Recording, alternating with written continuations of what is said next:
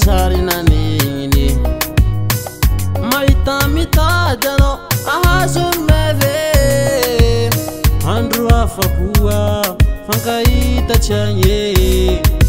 vadiagna koa tsy anjara efa inataony saraka samby mitady agnano fiainagny nibitsika anao tsya nahita ny hafa koa za karaha fatsotsoko ndraiky zonagnanigny ko nahita ny tsara zaho ny alany mame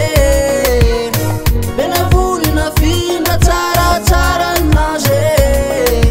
zaho efa sitragny tsy zaho eka agnapody izy zaho efa sitragny tsy zaho eka agnapody izy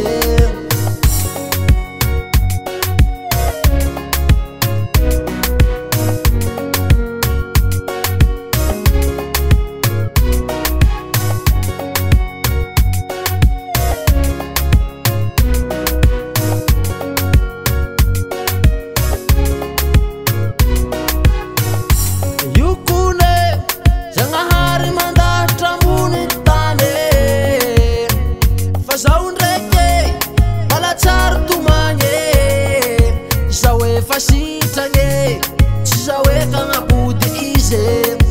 zaho efa sitragny tsy zaho eka agnapody izy ko nahita ny tsara zaho ny alany mame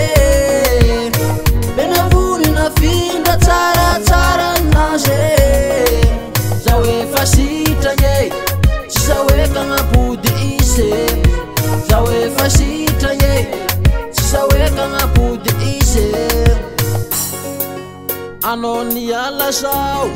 nagnategna ho tsary efa zaho ningianao mbala tsary nanigny mahita mitady anao ahazony meve andro afakoa